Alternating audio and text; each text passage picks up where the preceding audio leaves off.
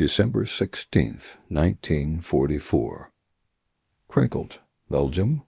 The fog clung to the forest like a burial shroud. Hauptmann Karl Weber pressed his eye to the periscope of his Panther tank and smiled. Through the mist he could just make out the silhouette of an American Sherman tank, squat and awkward, trying to hide behind a farmhouse barely 200 meters away. His crew laughed. They had destroyed 6 Shermans already that morning. This would be the 7th. Weber gave the order to fire. The 75mm gun roared. The shell struck the Sherman's frontal armor dead center. And then something happened that Weber had never seen before. The Sherman didn't explode. It didn't burn. The crew didn't bail out screaming. Instead, the American tank lurched forward, turned its turret with deliberate precision, and fired back. The German round had simply bounced off. In that frozen moment, staring at the impossible, Weber realized something that would haunt him for the rest of his life. The Americans had stopped playing by the old rules, and Germany, for all its engineering brilliance and tactical genius, had already lost the war. Before we continue, if you love untold stories from World War II that challenge everything you thought you knew, hit that subscribe button right now. It helps this channel grow and brings you more incredible tales like this one. Drop a comment telling me where you're watching from, whether it's Berlin, Boston, or Brisbane. I read every single one and love hearing from this community. Now, let's go back to that frozen Belgian forest and discover how one American tank did what everyone said was impossible. The winter of 1944 was supposed to be Germany's last triumph. Hitler had scraped together his final reserves, 3 armies, over 200,000 men, and nearly 1,000 tanks for one massive surprise offensive through the Ardennes forest. The goal was audacious: split the Allied armies, capture the port of Antwerp, and force a negotiated peace before the Russians could reach Berlin. On paper, it looked possible. The Germans had concentration of force, the element of surprise, and the best tanks in the world. The Panther and Tiger tanks that spearheaded the assault were engineering marvels. The Panther's frontal armor was 80 millimeters thick and sloped at 60 degrees, giving it the effective protection of nearly 140 millimeters of vertical steel. Its 75 millimeters high-velocity gun could penetrate any Allied tank at ranges exceeding 2,000 meters. The Tiger, even more fearsome, mounted an 88 millimeters gun that could destroy a Sherman from 3 kilometers away, distances at which the American tank couldn't even fight back. Against these monsters, the Americans fielded the M4 Sherman, a tank that German crews had nicknamed the Ronson after the cigarette lighter because it lit on fire every time. The Sherman's 75 millimeters gun was adequate against German tanks in 1943, but by late 1944, it was hopelessly outmatched. Its frontal armor, just 51 millimeters thick and nearly vertical, offered little protection against German guns.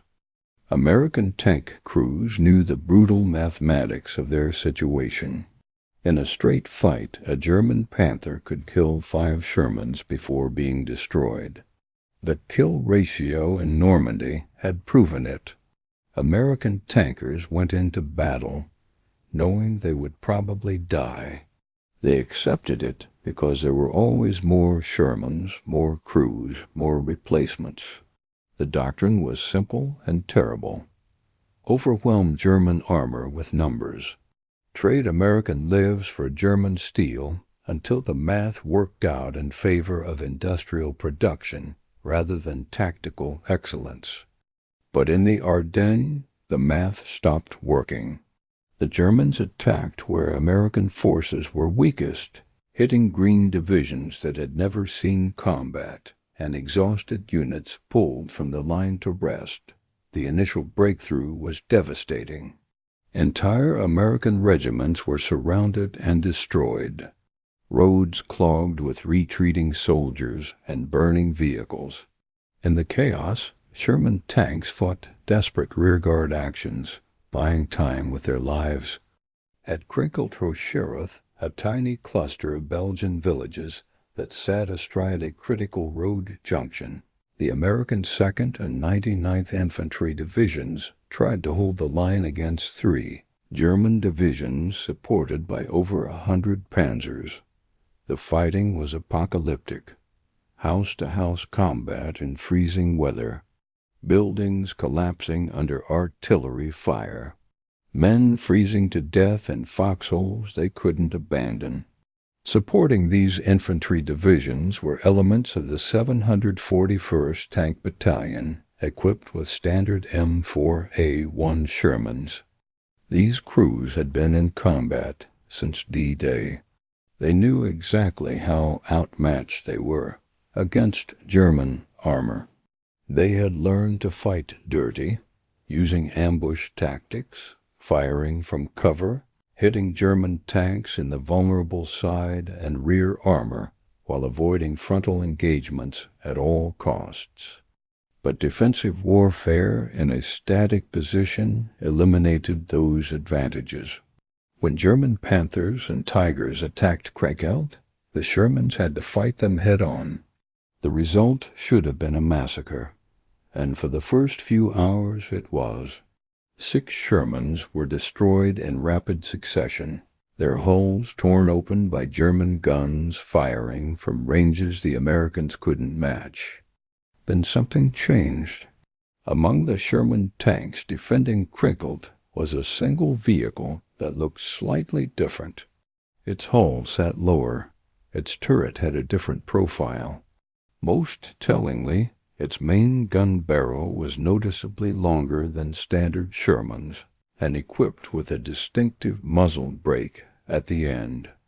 This was an M4A3E8, known to its crews as the Easy 8, and it was about to rewrite the rules of armored combat on the Western Front.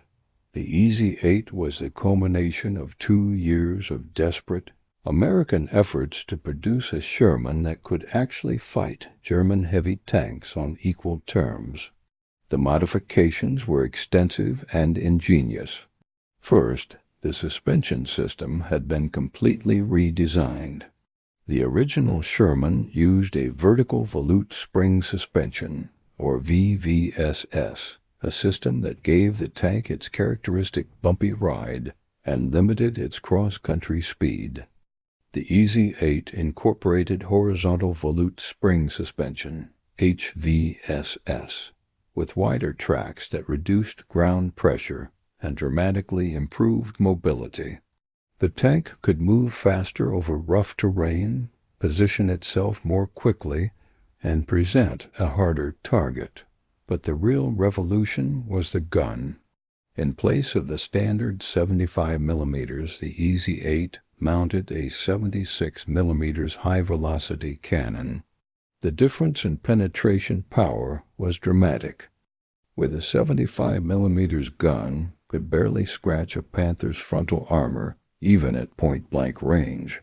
The 76 mm firing special HVAP, high-velocity armor-piercing, ammunition could penetrate 150 mm of armor at 500 meters. For the first time, American tankers had a weapon that could kill a Panther from the front. More importantly, they had a weapon that made German crews think twice before engaging. The Easy 8's armor had also been upgraded. Additional plates were welded to vulnerable areas. The glacis plate angle was slightly improved. But more significant was the internal ammunition storage redesign. In standard Shermans, ammunition was stored vertically in sponsons along the sides of the hull. exactly where German shells tended to penetrate. When hit, the ammunition would cook off instantly, creating the fireball that gave the Sherman its deadly reputation. The EZ-8 relocated ammunition storage to the hull floor, surrounded by water jackets that absorbed heat and prevented detonation. The result was a tank that could take hits without immediately incinerating its crew. Only a handful of EZ-8s had reached the front lines by mid-December 1944. The 741st Tank Battalion had received exactly 4 of them just 3 days before the German offensive began. The crews who drew these new vehicles were simultaneously excited and terrified. Excited because they finally had a fighting chance against German armor. Terrified because High Command expected them to prove it. Sergeant First Class Robert Early commanded one of those 4 EZ-8s. He was 23 years old, from Pennsylvania, a steel worker before the war who understood machinery the way some men understood music. He had survived 7 months of combat in a standard Sherman through a combination of skill, caution, and extraordinary luck. When he first climbed into the EZ-8, he spent an hour just examining the gun, running his hands along the barrel, checking the breech mechanism, reading the penetration tables that came with the EOP ammunition. His gunner, Corporal James McHale, watched him with nervous anticipation. Can it really kill a Panther, Sarge? Early had looked at the numbers, done the math in his head, and nodded slowly. Yeah, it can, if we don't miss. That morning in Crinkle, Early's EZ-8 was positioned behind a stone barn on the eastern edge of the village. The fog was so thick he could barely see 30 meters. He could hear the battle, though, the grinding roar of tank engines, the crack of high-velocity guns, the screams of wounded men. Radio chatter told the story. German armor was pushing through the village systematically, destroying every Sherman that tried to stop them. 6 tanks knocked out in 20 minutes. The Panthers were hunting with impunity, firing from ranges where American guns were useless. Early made a decision that probably saved his life and changed the course of the battle. Instead of moving forward to engage, he waited. He positioned his tank and defilade behind the barn with only the turret exposed, gun trained on the road where the fog was slightly thinner. He told his crew to load HVAP and wait for a target at close range. "We get 1 shot," he said over the intercom. "Maybe 2 before they figure out where we are. Make it count." The Panther appeared exactly where Early expected it, following the road through the village, hunting for more Shermans to kill.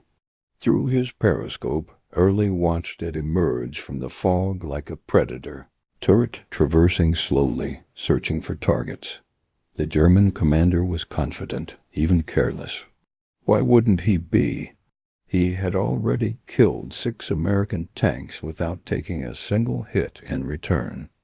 The range was barely 200 meters. Point blank by tank combat standards. Early waited until the Panther's hull was fully exposed, broadside to his position. "Fire," he said quietly. McHale squeezed the trigger. The 76mm gun fired with a sharp crack distinctly different from the deeper boom of the standard 75mm. The evap round, a subcaliber tungsten penetrator wrapped in a lightweight sabot, left the barrel at nearly 1 kilometer per second. It struck the Panther's side armor just below the turret ring. At that range, with that ammunition, against side armor, the result was catastrophic. The penetrator punched through 40mm of steel like it was paper, detonated the ammunition stored inside, and turned the Panther into a fireball. The German tank exploded so violently that the turrets separated from the hull and landed 10 meters away. The fog lit up orange and red. Secondary explosions cooked off for 30 seconds as ammunition and fuel ignited. Early didn't wait to admire his work. "Back up now," he shouted. The driver threw the Easy 8 into reverse, and they pulled behind the barn just as another Panther, drawn by the explosion, fired at their last position. The German shell hit the stone wall where they had been seconds earlier. What happened next became legendary among American tanker crews. Over the following 6 hours, Early's Easy 8 fought a deadly game of hide-and-seek with German armor throughout Krinkelt.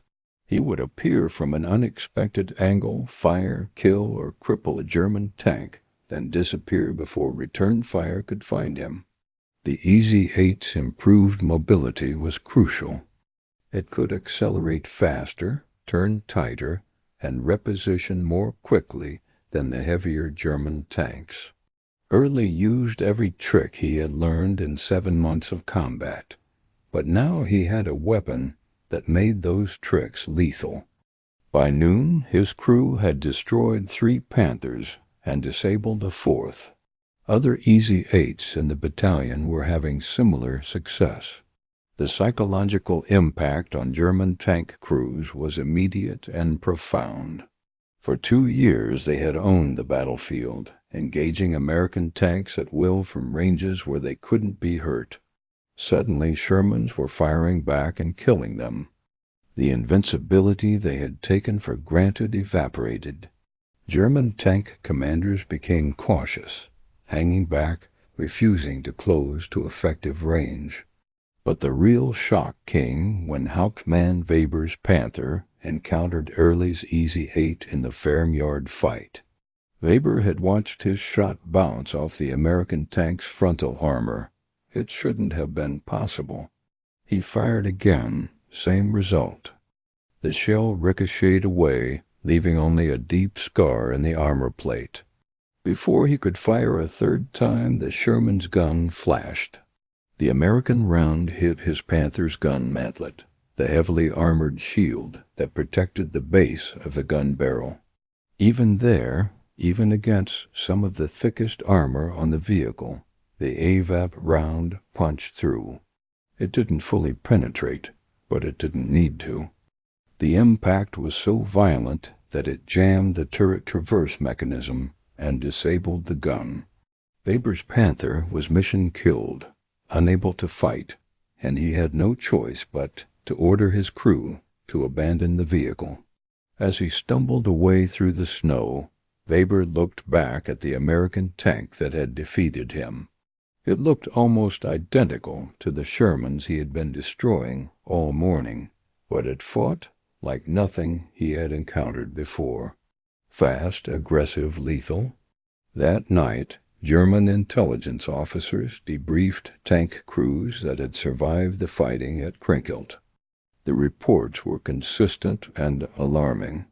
American tanks were no longer easy kills. Some new variant had appeared, equipped with a gun powerful enough to threaten even heavy German armor.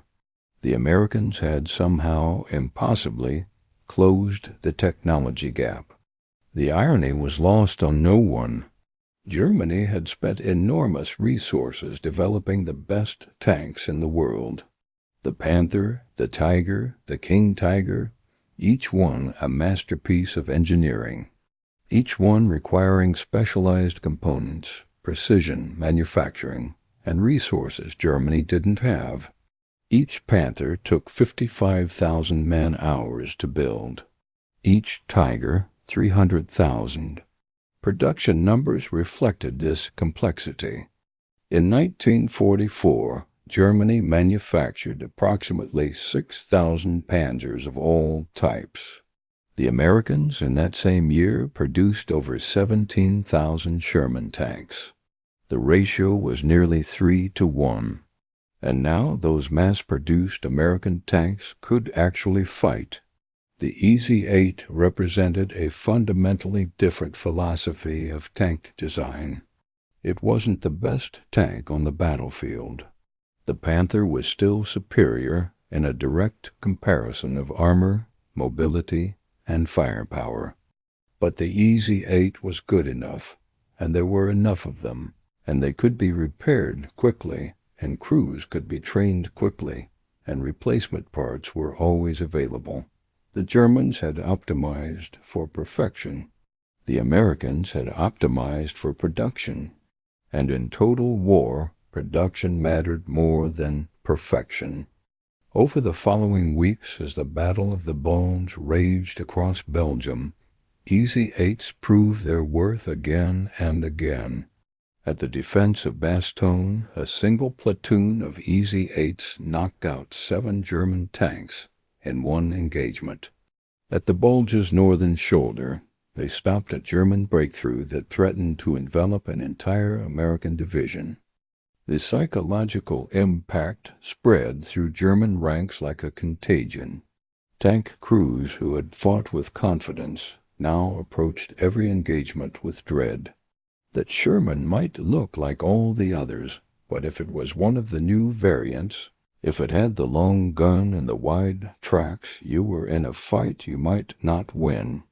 American crews, conversely, felt something they hadn't experienced in years: confidence.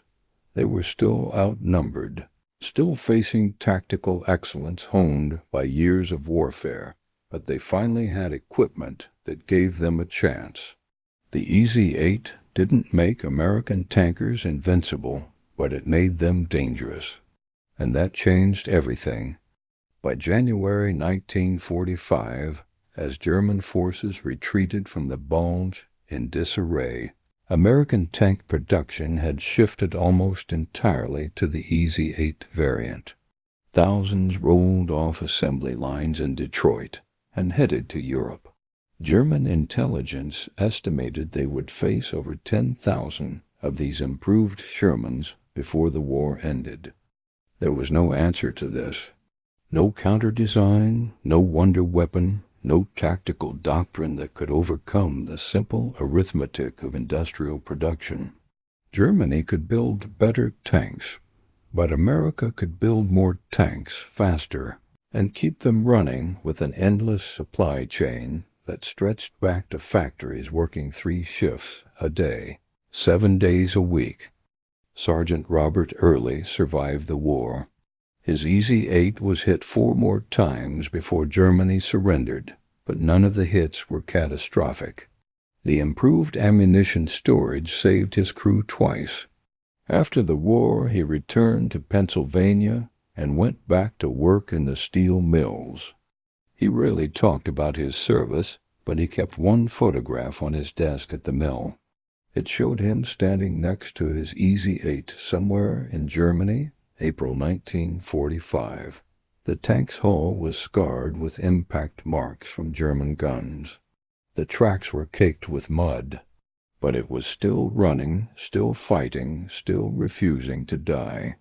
Hauptmann Karl Weber spent 3 years in a POW camp after his Panther was disabled at Kriegelt. After the war, he became a mechanical engineer in Munich. In 1963, at a joint veterans gathering, an American tanker asked when he knew Germany would lose. Weber recalled the moment his carefully aimed shot bounced harmlessly off a Sherman. "That was when I knew," he said. Not because their tank was better. It wasn't, but because they had solved the real problem. They built something good enough, and they could build thousands. The EZ-8 proved that lesson. It fought through World War II. Its true achievement was not perfection, but presence. In Belgium's frozen forests, it made German tankers afraid. Not because it was invincible, but because it was everywhere. It showed that wars are not won by the best weapons, but by enough good ones backed by production alone.